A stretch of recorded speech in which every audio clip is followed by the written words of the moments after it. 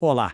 Hoje a gente vai mergulhar em um dos eventos mais impressionantes da pré-história do nosso planeta.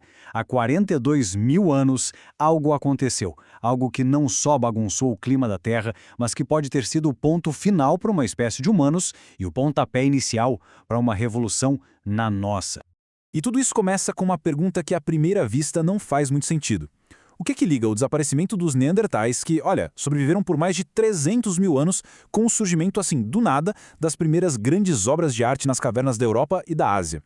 A resposta, pelo que tudo indica, não estava na Terra. Veio do espaço. Então, vamos organizar as ideias. Dá uma olhada nessa linha do tempo. Ela mostra por que esse período é um prato cheio para os cientistas. Por volta de 42 mil anos atrás, o campo magnético da Terra, puf, colapsa. Logo em seguida, os Neandertais somem. Quase na mesma hora, a arte nas cavernas explode. E para fechar o pacote, começa uma grande extinção de animais gigantes. Tudo isso no intervalo de tempo muito curto. Coincidência? A ciência mais recente diz que de jeito nenhum.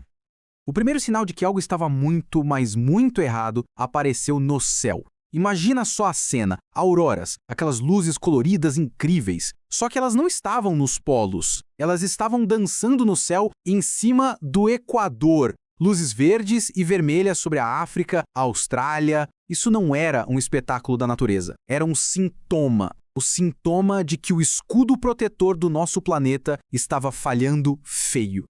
E que escudo é esse? É o nosso campo magnético. Ele é gerado bem lá no fundo a quase 3 mil quilômetros de profundidade, no núcleo da Terra, que é feito de ferro derretido. É como um oceano de metal líquido girando sem parar. E é esse movimento que cria o que a gente chama de geodínamo. Uma barreira invisível que nos protege de todo tipo de radiação perigosa que vem do espaço.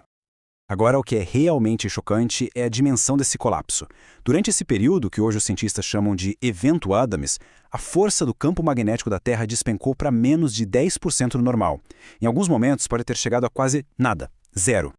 E olha, isso não foi um problema rápido que passou em uma semana. A gente está falando de uma crise que durou cerca de 1.500 anos. Imagina só, mais de um milênio com o planeta Terra praticamente de portas abertas para os perigos do cosmos. Certo, então o escudo caiu. E daí? Bom, aí a coisa vira um efeito dominó catastrófico.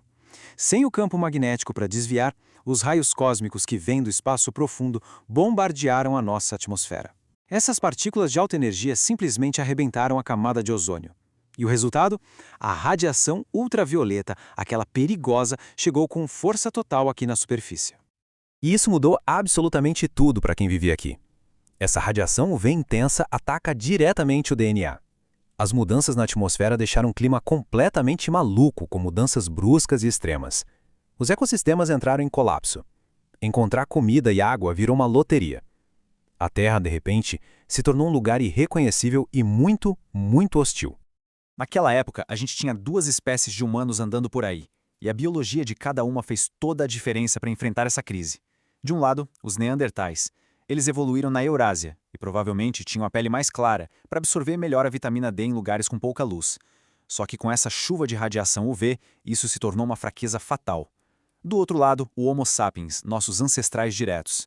Eles tinham acabado de sair da África e tinham a pele mais escura, o que já dava uma proteção natural bem maior. Para os Neandertais, o evento Adams foi a tempestade perfeita. A radiação constante, o clima maluco destruindo seus territórios, a caça diminuindo, tudo isso atingiu em cheio as populações deles, que já eram pequenas e espalhadas. Depois de 300 mil anos sobrevivendo a tudo, eles simplesmente desapareceram. Mas e para os nossos ancestrais? Para o Homo sapiens, essa mesma crise parece ter tido o efeito contrário. Em vez de ser o fim da linha, pode ter sido o gatilho para uma verdadeira revolução cultural. Eles se adaptaram, foram obrigados a buscar refúgio do sol perigoso, então o uso de cavernas aumentou muito. O uso de ocre vermelho, um tipo de pigmento mineral, explodiu, provavelmente era usado como um protetor solar. E o mais importante, passando mais tempo juntos, em grupos, dentro das cavernas, a comunicação, os rituais, a troca de histórias, tudo isso se fortaleceu. E foi aí que a história teve uma virada fantástica.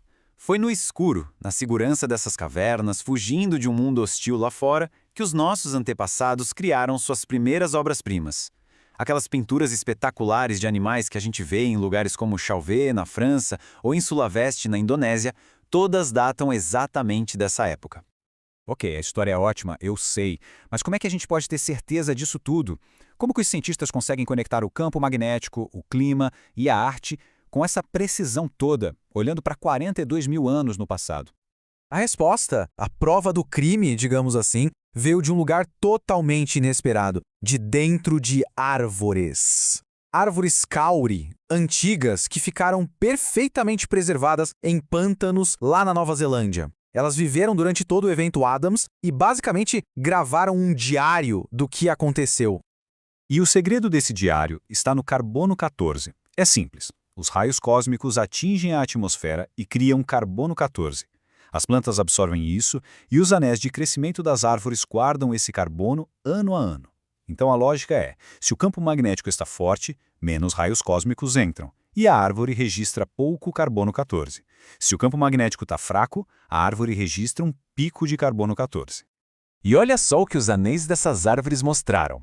É isso aí, no gráfico. Um pico gigante de carbono 14 bem ali, há 41 mil anos. Um aumento tão absurdo que só tem uma explicação. O campo magnético da Terra praticamente tinha ido embora.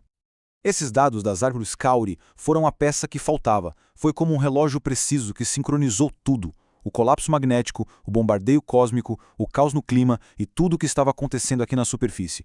De repente, tudo se encaixou. O evento Adams era real e tinha sido global. Agora, vamos pular para o presente, porque essa história está longe de acabar.